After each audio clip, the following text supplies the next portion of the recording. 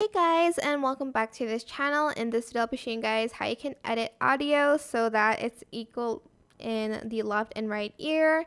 So select the audio that you want to edit, for instance this one, and select the channels tab here. So it takes the audio from one channel and fills it on the other one. So for instance, your audio is only like filled on your right ear or your left ear, and you want to move it to your right, so there'll be like audio in both of your ears. So for instance, if you have audio